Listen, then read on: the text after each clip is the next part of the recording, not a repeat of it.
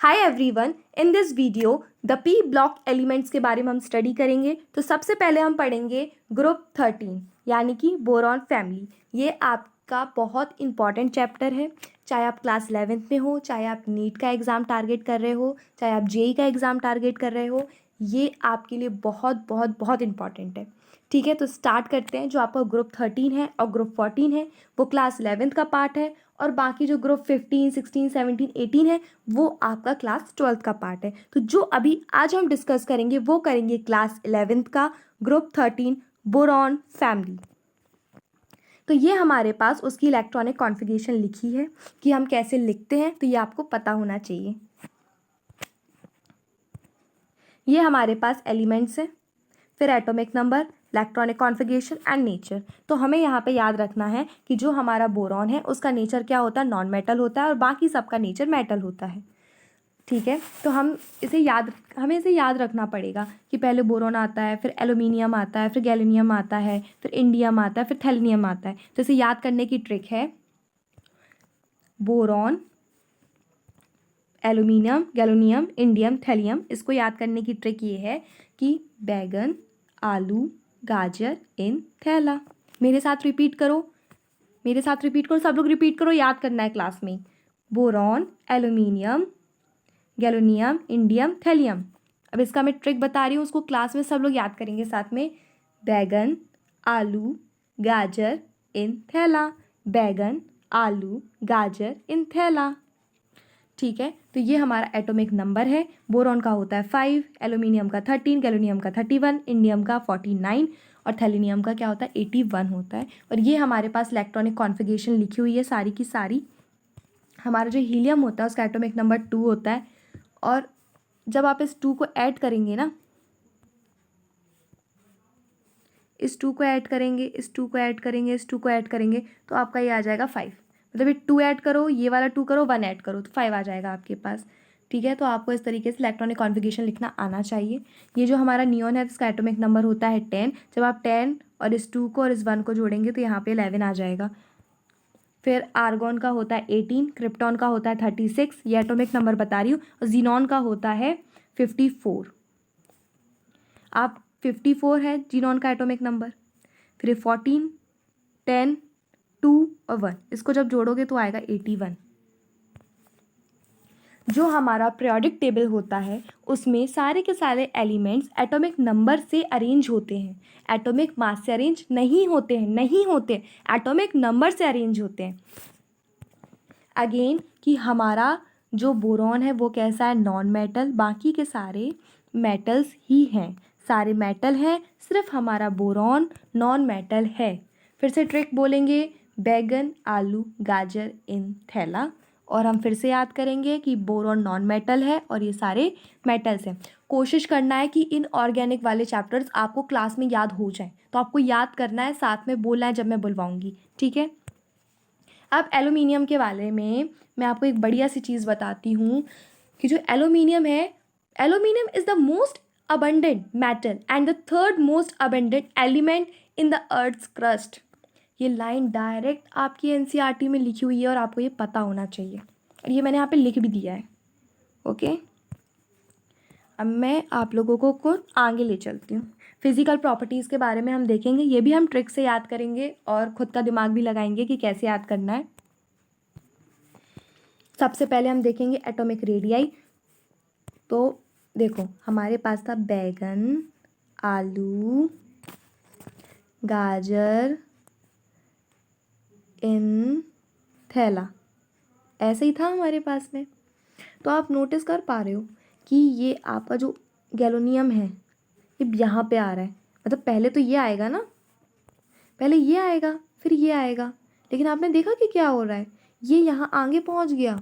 पहले इसको लिखते हैं फिर ये आता है, लेकिन ये आ गया पहले, क्यों आ गया ये आपको पता होना चाहिए, आपको याद करना पड़ेगा कि ये आएगा, ये आपको याद होना चाहिए एग्जाम में क्यों आएगा, due to poor shielding of 3D orbitals in gallium. ठीक है, अब आयनाइजेशन एनर्जी, इसका ट्रिक है बाबा तालिबान गए अली इंडिया, बाबा तालिबान गए अली इंडिया, बाबा तालिबान गए अली इंडिया। इससे आप ये याद करोगे देखो क्लास में अगर साथ में बोलोगे ना तो आप लोगों को याद हो जाएगा, नहीं बोलोगे तो फिर कैसे याद होगा। इलेक्ट्रोनेगेटिविटी, इलेक्ट्रोनेगेटिविटी में जैसे जैसे आपकी इलेक्ट्रोनेगेटिविटी बढ़ जाएगी वैसे वैसे आपका मेटेलिक कैरेक्टर घट जाएगा। देखो अब इसे कैसे याद करोगे, अभी आपने क्या पढ़ा यहाँ पे, आपने यहाँ पे पढ़ा बाबा तालिबान गए अली इंडिया, यही पढ़ा ना आपने, बाबा तालिबान गए अली इंडिया। तो अगर तुम इस इंडिया को बीच में ले आओ तालिबान के, तालिबान और गए के बीच में रख दो, तो आपकी इलेक्ट्रोनेगेटिविटी की ट्रिक बन जाती है। देखो कैसे, ये बाबा तालिबान गए अली इंडिया, तो ये इंडिया को मैंने बीच में रख दिया, तो ये देखो बन गया ना। तो आपको ऐसे याद रखना है। सबसे ज़्यादा मेटेलिक ग्रुप में होता है ये जो हमारा एल्यूमिनियम है, ये बहुत मेटेलिक है ग्रुप 13 में। ओके, अब मेल्टिंग पॉइंट, मेल्टिंग पॉइंट हम याद रखेंगे बैटिंग से। कैसे याद रखेंगे, बैटिंग से, BATING, इससे याद करेंगे हम। और जो हमारा गैलोनियम होता है लिक्विड एबव रूम टेम्परेचर होता है। अब मैं बात करूँगी डेंसिटी के बारे में। ये सब देखो आपको लर्न करना है, इनऑर्गेनिक लर्न ही करनी होती है, समझनी होती है, ट्रिक लर्न्स करनी होती है और बढ़िया से याद करके क्वेश्चंस प्रैक्टिस करनी होती है। डेंसिटी, मास बढ़ेगा तो डेंसिटी भी बढ़ जाएगी। आप ऐसे जाओगे ना तो इसका मास सबसे ज़्यादा होता है इन सब में से, इसका सबसे ज़्यादा होगा, फिर इसका होगा, फिर इसका, फिर इसका सबसे कम होगा इन सब में से। तो जैसे जैसे मास बढ़ेगा वैसे वैसे डेंसिटी बढ़ेगी। ठीक है, ये डेंसिटी का यहाँ पे फॉर्मूला लिखा हुआ है कि density equals to mass by volume, तो हमारा मास बढ़ेगा तो डेंसिटी बढ़ेगी। ठीक है, अब ये है बॉइलिंग पॉइंट।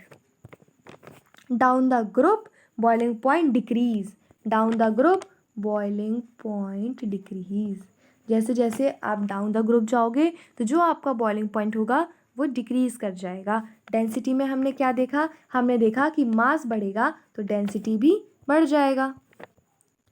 हमने देखा एटॉमिक रेडियाई में कि हमारा जो बैगन, आलू, गाजर, इन, कितनी गंदी राइटिंग लिख रही हूँ मैं, बैगन, आलू, गाजर, इन थैला, अभी भी गंदी राइटिंग ही है।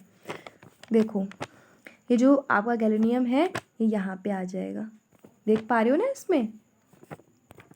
ठीक है, due to poor shielding of 3D orbitals in gallium, ionization energy, बाबा तालिबान गए अली इंडिया।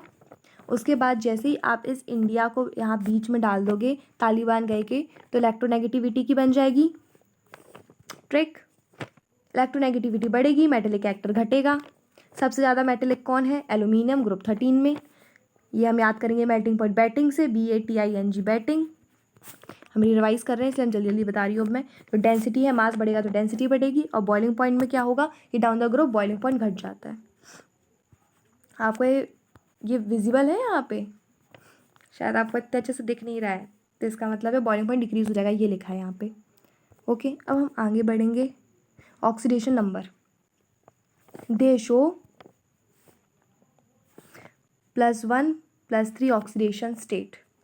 देखो ये आप नीचे तरफ जाओगे तो जो +3 की स्टेबिलिटी है वो घट जाएगी। जब आप नीचे की तरफ जाओगे, डाउन द ग्रुप जाओगे, तो +3 की स्टेबिलिटी घट जाएगी और +1 की स्टेबिलिटी बढ़ जाएगी मेरे बच्चों। क्या हो जाएगा, बढ़ जाएगी। This is called inert pair effect. अब यहाँ पे 2 बार इफेक्ट लिख गया है तो आपको सिर्फ एक ही बार लिखना है, 2 बार नहीं लिखना है। अब इन दोनों का क्वेश्चन देख लेते हैं कि ये पूछ क्या रहा है, हमसे क्या पूछना चाहता है। ये देखो, ये इसकी ऑक्सीडेशन नंबर लिखी है, ऑक्सीडेशन स्टेट है ये इसका, ये ज़्यादा स्टेबल है और इस वाले में कौन है, ये स्टेबल है। क्यों, due to inert pair effect. किसके वजह से, इनर्ट पेयर इफेक्ट के वजह से। ये PYQ में आया है इस टाइप का क्वेश्चन, तो उसको ढंग से सुनना, ठीक से सुनना है आप लोगों को ये क्वेश्चन कि कैसे होगा, क्या होगा। देखो इसमें ये ज़्यादा स्टेबल है, ठीक है, और इसमें ये वाला ज़्यादा स्टेबल है। क्यों है, इनर्ट पेयर इफेक्ट। ये रीज़न आपको याद होना चाहिए कि रीज़न क्या था। ये मैंने देखा है कि PYQ में भी पूछा गया है, तो आपको पता होना चाहिए, इसका रीज़न इम्पॉर्टेंट था बहुत ज़्यादा। Chemical properties, reaction with air. जब हम एयर के साथ रिएक्शन करेंगे तो क्या होगा? Crystalline boron do not reacts with air. जो क्रिस्टलाइन बोरॉन होता है वो नहीं रिएक्ट करता है एयर के साथ। क्रिस्टलाइन बोरॉन नहीं रिएक्ट करता है एयर के साथ, लेकिन जो एमॉर्फस बोरॉन होता है वो रिएक्ट करता है B2O3 और B2O3 फॉर्म कर देता है। Crystalline boron do not react with air, air के साथ रिएक्ट नहीं करता, लेकिन जो हमारा एमॉर्फस बोरॉन होता है, कौन सा बोरॉन होता है? एमॉर्फस बोरॉन होता है, ये वाला एमॉर्फस बोरॉन, ये रिएक्ट कर जाता है एयर के साथ और क्या बना लेता है? B2O3। समझ में आया? अब हमें एक चीज़ और याद रखनी है कि जो B2O3 है ये कैसा है? एसिडिक इन नेचर है। कैसा है? एसिडिक इन नेचर है। ये दोनों कैसे हैं? एम्फोटेरिक इन नेचर है। और ये दोनों कैसे हैं? बेसिक इन नेचर है। एम्फोटेरिक का मतलब होता है जो एसिडिक भी हो, ठीक है, एसिडिक भी हो और बेसिक भी हो, जो दोनों काम कर सके। इसे अपना रंग बदलना आता है, उसे जो मन में आता है वो करता है। जब उसे एसिडिक होने का मन करता है तो वो बोलता है मैं एसिडिक बिहेवियर शो कर दूंगा। वो कहता नहीं, मैं अब बेसिक करने का मन है तो मैं बेसिक कर सकता हूँ, मैं कुछ भी कर सकता हूँ, मैं एसिडिक भी कर सकता हूँ, मैं बेसिक भी कर सकता हूँ, ठीक है। तो उसको बोलते हैं एम्फोटेरिक। लेकिन ये सिर्फ एसिडिक शो कर सकता है, ये सिर्फ एसिडिक नेचर का है और ये बेसिक नेचर का है और ये एम्फोटेरिक नेचर का है। समझ में आया? ये आपको सब काफ़ी रेयर देखने को मिलता है, लेकिन मिल जाएगा ये सब देखने को। Reaction with acid and base. अब रिएक्शन एसिड और बेस के साथ कराएंगे। जब भी हम रिएक्शन एसिड और बेस के साथ करते हैं तो देखो क्या होगा। Boron react with HNO3। जो बोरॉन है वो रिएक्ट कर जाता है HNO3 के साथ, लेकिन वो रिएक्ट नहीं करता किसके साथ? HCl के साथ।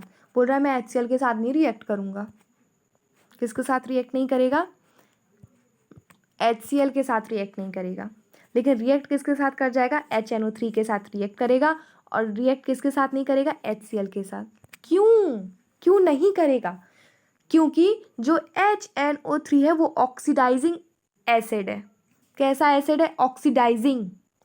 और जो हमारा HCl है वो नॉन ऑक्सीडाइजिंग एसिड है। इस वजह से ये क्या करेगा? रिएक्ट नहीं करेगा। समझ में आई आप लोगों को बात?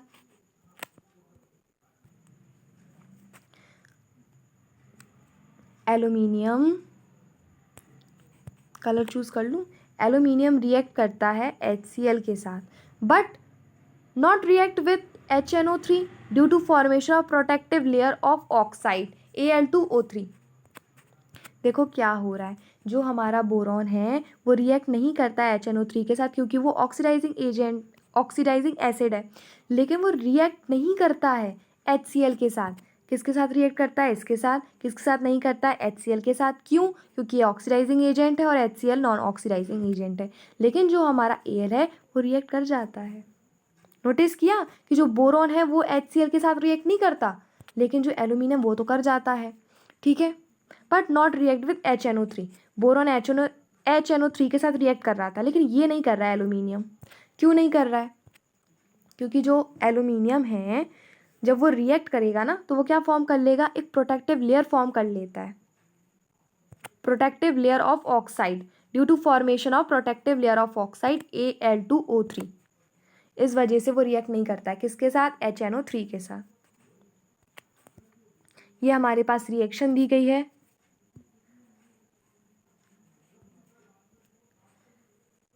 सोडियम टेट्राहाइड्रोक्सी एल्यूमिनेट, ये इसका ऑक्सीडेशन लिखा हुआ है, ठीक है। तो ये आपको लर्न करनी है। ये हमारा एल्यूमिनियम है, NaOH है, 3H2O है, और ये हमारा क्या बन जाएगा? सोडियम टेट्राहाइड्रोक्सी एल्यूमिनेट, और ये H2 रिलीज हो जाएगी यहाँ से।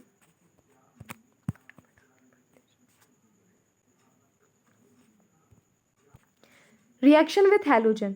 अब हम किसके बारे में पढ़ेंगे? Reaction with halogen. इसके पहले ना मैं आप लोगों को रिवाइज कराना चाहती हूँ कि अभी हमने पढ़ा क्या है। मैं सोच रही हूँ कि कहीं आप भूल तो नहीं गए जो मैं पढ़ाते जा रही हूँ सब कुछ आप लोगों को। फिर से रिवाइज करा दूँ? बोलो फट। क्विक रिवीजन करेंगे, एकदम मैगी रिकैप करने वाले हैं।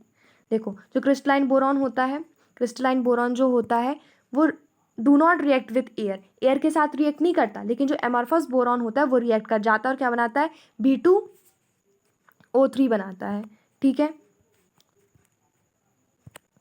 जो हमारा B2O3 है वो एसिडिक है, ये दोनों एम्फोटेरिक है, ये बेसिक है। यह है reaction with acid and base. Boron react कर जाता है किसके साथ, HNO3 के साथ, एल्यूमिनियम लेकिन नहीं करता। ठीक है, HNO3 के साथ क्यों नहीं करता, क्योंकि वो फॉर्मेशन कर लेता है प्रोटेक्टिव लेयर की। उसके बाद हमने ये एक इक्वेशन देखी जिसमें क्या बन रहा था सोडियम टेट्रा हाइड्रोक्सी एल्यूमिनेट, और H2 जो था वो रिलीज हो गया था। कर लिया मैगी रिकैप। अब हम देखेंगे reaction with halogen. They react with halogen to form EX और EX3। ये हैलोजन से रिएक्ट करके क्या बना लेते हैं, EX और EX3 टाइप ऑफ हैलाइड बना लेते हैं। And stability of EX down the group increase. जो इसकी स्टेबिलिटी है जब हम डाउन द ग्रुप जाते हैं तो क्या हो जाती है, इंक्रीज हो जाती है। और जो EX3 है डाउन द ग्रुप, इसकी जो स्टेबिलिटी है वो घट जाती है। EX की डाउन द ग्रुप स्टेबिलिटी बढ़ जाती है और इसकी डाउन द ग्रुप स्टेबिलिटी घट जाती है। Okay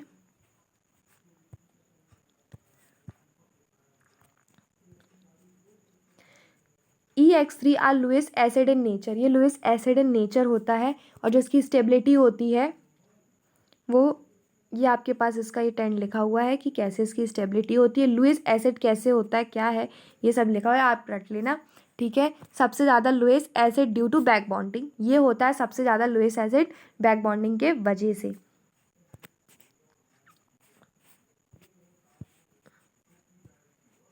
back bonding and stability, ये आपको पता होना चाहिए कि पहले फ्लोरीन, फिर क्लोरीन, फिर ब्रोमीन, फिर आयोडीन आएगा। और ये भी स्टेबिलिटी आपको पता होना चाहिए कि BCl3 की ज़्यादा होती है, फिर होती है AlCl3 की, फिर होती है उससे भी मतलब ज़्यादा GaCl3 की, फिर ये और फिर ये सब। ठीक है, तो ये आपको ये याद कर लेना, फिर ये याद कर लेना, ऐसे होगा इसका। कर लोगे ना, कुछ बच्चे कह रहे हैं नहीं कर पाएंगे, ऐसा कुछ बोल रहे हो क्या? मुझे ये वाला टॉपिक बोल रहे थे बच्चे की काफ़ी प्रॉब्लम होती है, ये ऑर्थोबोरिक एसिड वाला और ये बोरिक एसिड वाला, और वो वाला बता रहे थे फिजिकल प्रॉपर्टी जो atomic radii, ionization energy, electronegativity, ये सब जो मैंने बताया था, तो उसका उन्हें ट्रिक वगैरह चाहिए था, तो उसमें मैंने ट्रिक बता दी है आप लोगों को, तो वैसे आप याद कर लेना। ये भी काफ़ी इंपॉर्टेंट है, इंपॉर्टेंट कंपाउंड्स ऑफ बोरॉन। ठीक है, ये आपको स्ट्रक्चर देखने को मिल रहा है, H3BO3 का है ये। इसको क्या बोलते हैं, ऑर्थोबोरिक एसिड और बोरिक एसिड। ये नाम आपको पता होना चाहिए कि किसको बोलते हैं। ये मैं इंपॉर्टेंट बात बता रही हूँ, इसलिए मैं भगा नहीं रही हूँ, बहुत स्लो पढ़ा रही हूँ, लेकिन मुझे टाइम पे भी तो ख़त्म करना है, क्योंकि बहुत लंबा सेशन हो जाएगा तो फिर आप लोग थक जाओगे देखते देखते। क्विक रिवीजन करना है और अच्छे से करना है। ठीक है, orthoboric acid, boric acid, white crystalline needle like solid with सोपी टच।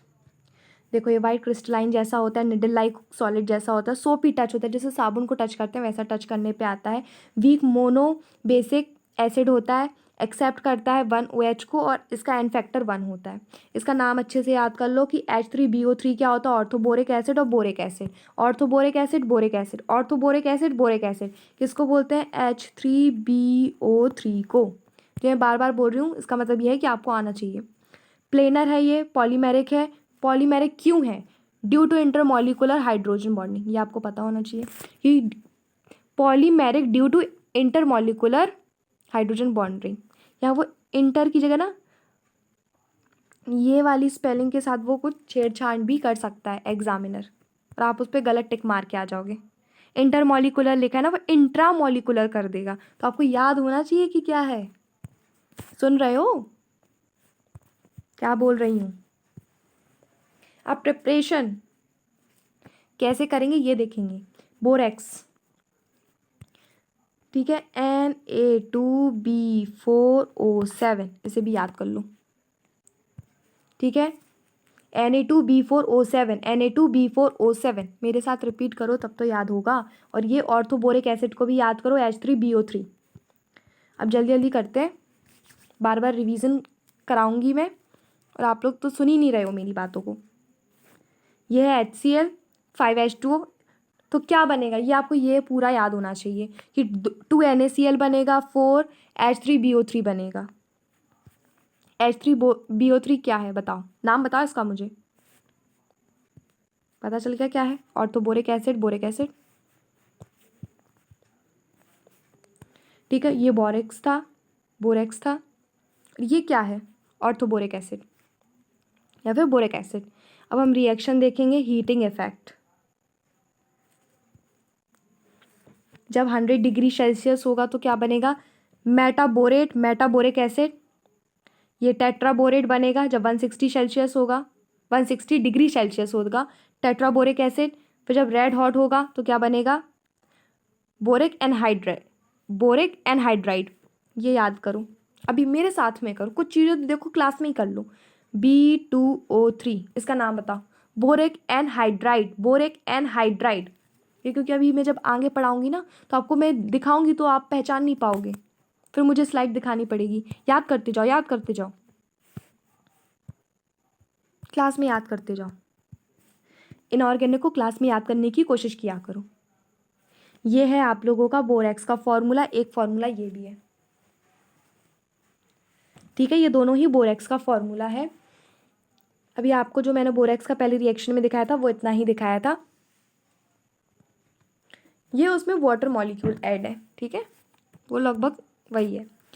इसका स्ट्रक्चर हम कभी नहीं बनाते हैं इस वाले का, लेकिन हम इसका बनाते हैं। तो इसका बनाते तो कहाँ है? तो इसका स्ट्रक्चर ये रहा।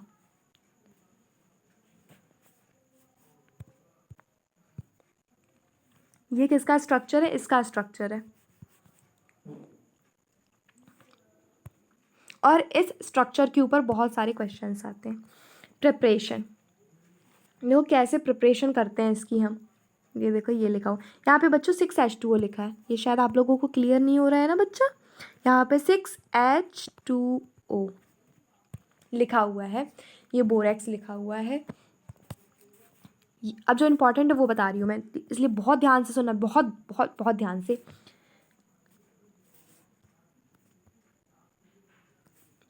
ये जो मैं आप लोगों को अभी बताऊंगी ये और ये चीज़, ये आपको अच्छे से मालूम होना चाहिए, तो प्लीज़ ध्यान से सुन लेना बच्चों, बहुत काम आएगी आप लोगों के।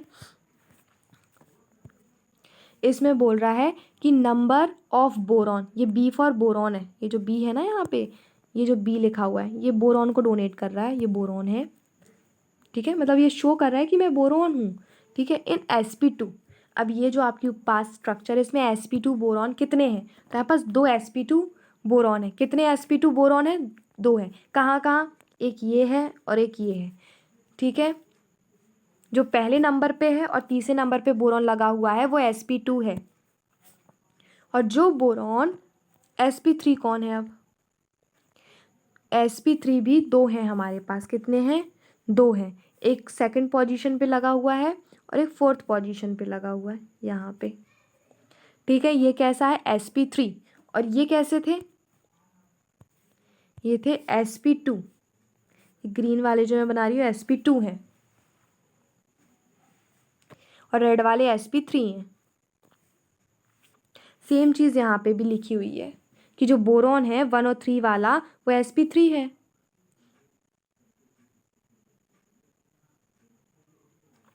और जो 2 और 4 वाला है वो sp2 है, ठीक है। ये वाला जो बच्चा स्ट्रक्चर है ना वो इसके हिसाब से, समझ रहे हो? देखो बच्चों, ये जो है ना, ये जो लिखा हुआ है ये नहीं देखना है आपको, ये मत देखो, ये गलत है। आप ये देखो कि जो 1 और 3 वाला है, 1 और 3 वाला है, ये है sp3, ठीक है।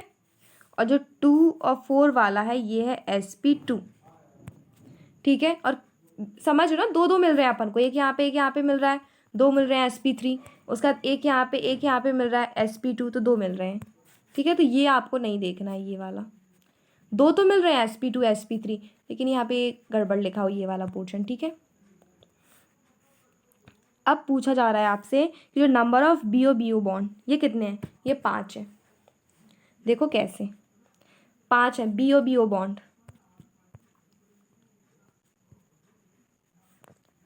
BO बॉन्ड ये हमने देखे 5। अब देखो मैं डायग्राम में आप लोगों को दिखाती हूँ कि 5 कैसे हैं।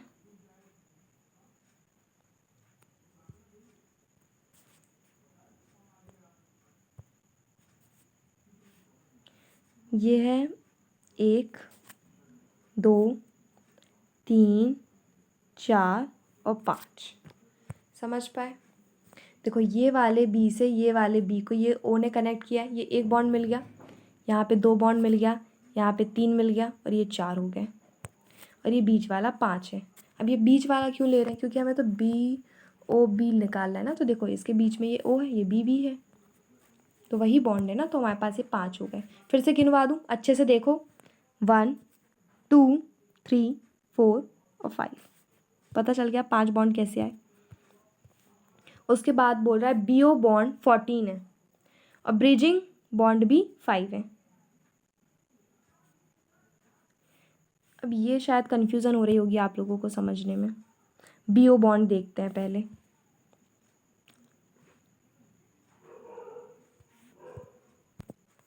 अब देखते हैं 14 है कैसे। अच्छे से देखना, अच्छे से सुनना। 1 ये 1 है, 2 है, 3 है, ये 4 है, 4 यहाँ है, ठीक है, तो 4 यहाँ भी होंगे। समझे कि नहीं समझे? 1 2 3, 3 बॉन्ड यहाँ पे है तो 3 बॉन्ड यहाँ पे भी होंगे। तो जब आप इस 3 को और इस 3 को ऐड करोगे तो कितना हो जाएगा 6। इस 4 को और इस 4 को ऐड करोगे तो कितना हो जाएगा 8, तो हो जाएगा 14। बताओ समझ में आया कि नहीं? फिर से समझा दूँ, फिर से देखो 1 2 3 4। अब यहाँ ये 4 बॉन्ड हैं तो इस साइड भी तो होंगे। इस साइड का क्या हुआ, इस साइड भी तो होंगे, तो इस साइड भी 4 है, ठीक है। यहाँ 4 थे, यहाँ 4 थे, लेकिन यहाँ पे 3 है, 1 2 3, तो फिर यहाँ पे भी 3 है। समझ गए?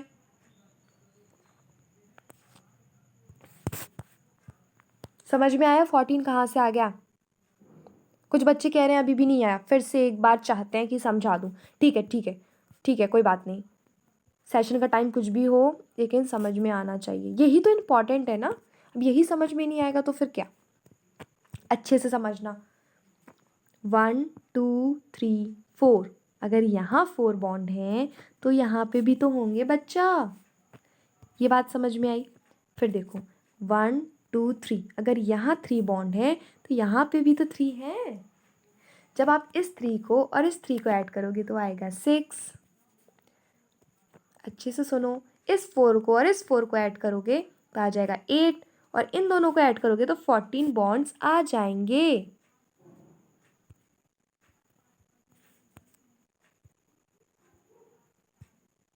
समझ में आया 14 कैसे आया? अबे ब्रीजिंग बॉन्ड 5 है, ये तो समझ जाओगे तुम लोग। 1 2 3 4 5, फिर से 1 2 3 4 5। अब मुझे पहले ये बताओ कि तुम लोगों को समझ में आया कि नहीं, ये 14 कैसे आया, ये सब कुछ समझ में आया कि नहीं? ये इंपॉर्टेंट है बच्चा, आपको आना चाहिए। मुझे पहले बताओ, तभी मैं आगे क्लास लेके जाऊंगी। बताओ। वेरी गुड, सबको आ गया? आगे बढ़ूँ? ठीक है, आगे बढ़ते हैं। केमिकल रिएक्शन, बोरेक्स है, एनहाइड्रस बोरेक्स है, फिर हमारे पास बनेगा सोडियम मेटाबोरेट, ये है हमारे पास बोरेक एनहाइड्राइड। ये बोरेक्स बीट जो होता है वो ट्रांसपेरेंट होता है। ये जो यहाँ पे लिखा हुआ है ना रेड कलर से, यहाँ पे बोरेक्स बीट लिखा हुआ है, BEAD, इसका मतलब होता है मन का, ठीक है। ये ट्रांसपेरेंट होता है। मैं लोग को अच्छे से लिख के बता रही हूँ क्या लिखा है। बोरेक्स ये लिखा हुआ है अपने पास, इसका मतलब है मन का।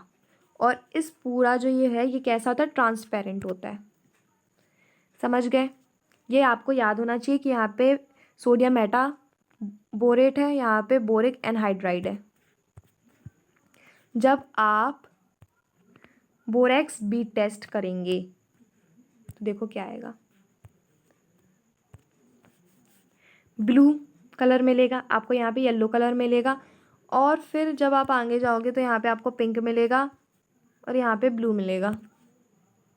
याद रखना कि जहाँ पे ये है वहाँ पे पिंक कलर मिलेगा, जहाँ पे ये है वहाँ पे ब्लू कलर मिलेगा, और जहाँ पर आपको ये दिख जाए वहाँ पे ब्लू, और जहाँ पे ये दिख जाए वहाँ पे येलो कलर आपको दिखेगा। ये सब आपको अच्छे से याद कर लेना है,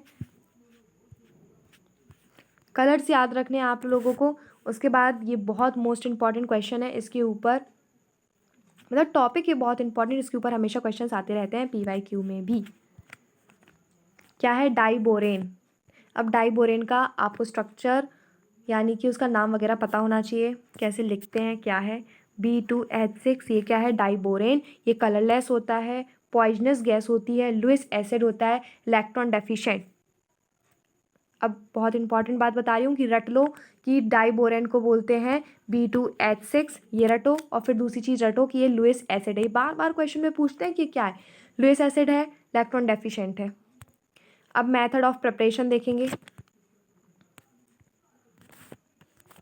ये हमारे पास है, इसमें आपको ना ये प्रोडक्ट याद रखने हैं, ये आपको याद होना चाहिए, क्योंकि हमें मेन तो याद रहता है कि यहाँ पे ये बना हुआ है, डाइबोरेन बना हुआ है, लेकिन ये पीछे का हम भूल जाते हैं, तो ये हमें अच्छे से याद होना चाहिए। हमसे क्वेश्चन में पूछा जाता है, कैसे पूछा जाता है मैं बताती हूँ आप लोगों को।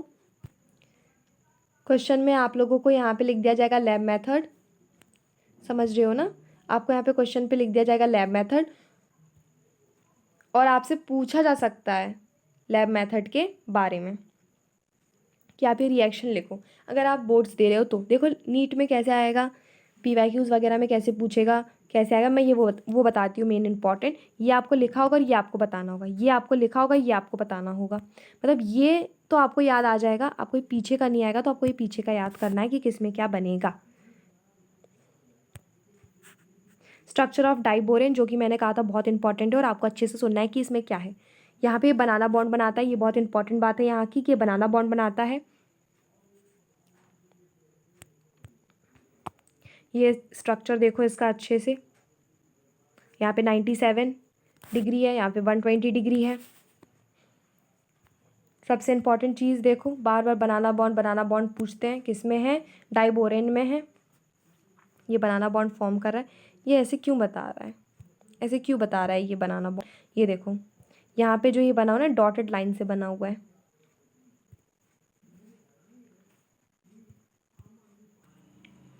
ये लिखा हुआ है 3 centre 2 electron bond, 3 centre 2 electron bond.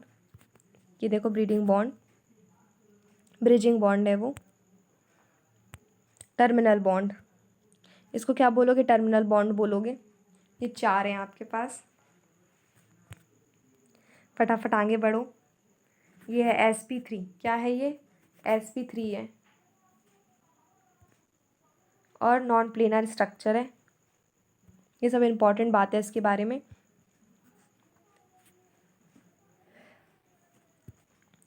Non planar structure है तो 6 एटम जो है वो प्लेन में है, और 2 एटम जो है वो आउट ऑफ प्लेन है, अबव द प्लेन है और बिलो द प्लेन है, 2 हाइड्रोजन। अब मैं स्ट्रक्चर में बता देती हूँ कौन से क्या है।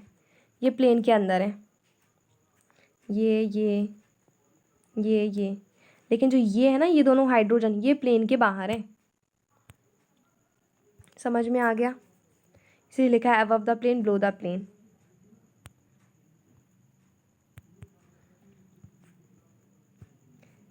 ये देखो इन्हीं हाइड्रोजन के बारे में मैं बता रही हूँ आप लोगों को बार बार। 6 एटम जो है वो प्लेन में है, मैं गिनवा देती हूँ आप लोगों को 6 एटम कौन से प्लेन में हैं। 1 2 3 4 5 6 ये प्लेन में है, और ये दोनों हाइड्रोजन प्लेन में नहीं है। बस इतना इम्पोर्टेंट है। वाह, आप लोग तो आगे पहुँच गए। केमिकल प्रॉपर्टीज़ बस अभी ख़त्म ही होने वाला है, ठीक है? केमिकल प्रॉपर्टीज़ है, रिएक्शन विथ O2 यानी कि ऑक्सीजन के साथ अब रिएक्शन करेंगे तो क्या होगा, हमारे पास ये प्रोडक्ट फॉर्म होगा B2O3 और 3H2O निकलेगा हमारे पास से। यहाँ पे होगा एक्सोथर्मिक प्रोसेस और यहाँ पे डेल्टा H जो होगा वो नेगेटिव होगा। रिएक्शन विथ H2O, जब हम H2O के साथ रिएक्शन करेंगे तो क्या होगा, बोरिक एसिड फॉर्म हो जाएगा। या बोरिक एसिड का आप लोगों को फॉर्मूला याद करना पड़ेगा कि बोरिक एसिड होता क्या है, तो ये आपका इसका फॉर्मूला है, तो ये याद करोगे, ये रिएक्शन याद करोगे। रिएक्शन विद बेस, जब आप बेस के साथ रिएक्शन करोगे तो क्या होगा, देखो ये जो आपका जो CO है ना, ये आपका लुईस बेस होता है। क्या होता है ये CO, ये लुईस बेस होता है। जब हम अमोनिया के साथ रिएक्शन कराएंगे, किसके साथ कराएंगे, अमोनिया के साथ कराएंगे। हमने एयर के साथ करा ली, यानी कि O2 के साथ करा ली, H2O के साथ करा ली, बेस के साथ करा ली, अब हम अमोनिया के साथ करा रहे हैं, तो यहाँ पे हमें मिलेगा ये काफ़ी इंपॉर्टेंट है, ये तो आपको याद करना ही है क्लास में, तो करो। ये इनऑर्गेनिक बेंजीन है, क्या है, इनऑर्गेनिक बेंजीन। क्यों इसे इनऑर्गेनिक बेंजीन क्यों कह रहे हैं, क्योंकि ये आप लोगों को वो बेंजीन जैसा नहीं दिख रहा है, ये वाला पढ़ते थे ना आप बेंजीन,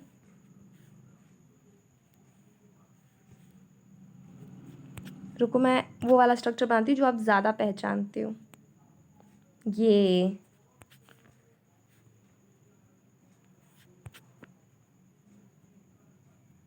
बेंजीन है बच्चों, लेकिन ये कार्बन की बनी होती है, इसमें कार्बन नहीं है, देख रहे हो, लेकिन ये बेंजीन जैसा है, इसलिए हम इसे बेंजीन कह रहे हैं, लेकिन इनऑर्गेनिक बेंजीन कह रहे हैं क्योंकि उसमें कार्बन नहीं है। ये आपके पास बोरॉन लगा हुआ है, ये कोऑर्डिनेट बॉन्ड है, ये जो एरो करके ऐसे बनाया के दिखाया है, ये कोऑर्डिनेट बॉन्ड है।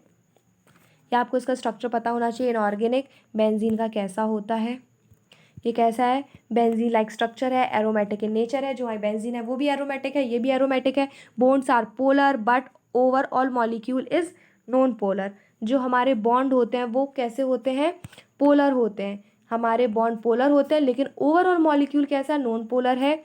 जो हमारा बोरॉन है और नाइट्रोजन है वो sp2 है, जो हमारा बोरॉन है नाइट्रोजन है ये कैसा, sp2 कैसे है, sp2 है।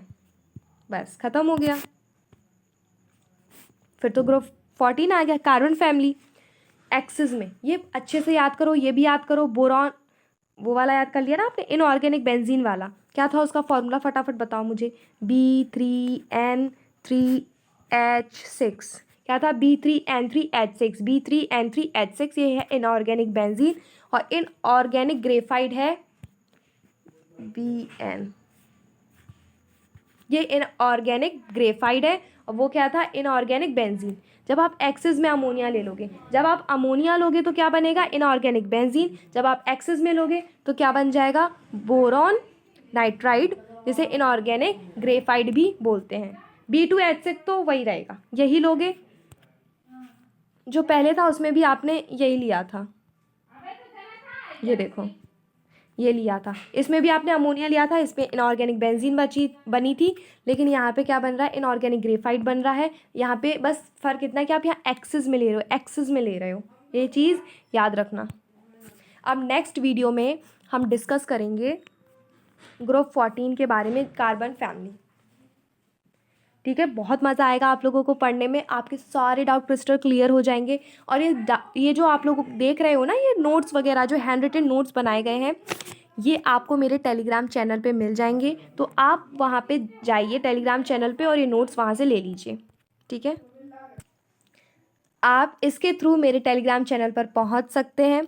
तो आई होप कि आप लोगों को ये वीडियो अच्छी लगी होगी, आपके लिए हेल्पफुल होगी और आपके डाउट भी क्लियर हुए होंगे। Thank you for watching.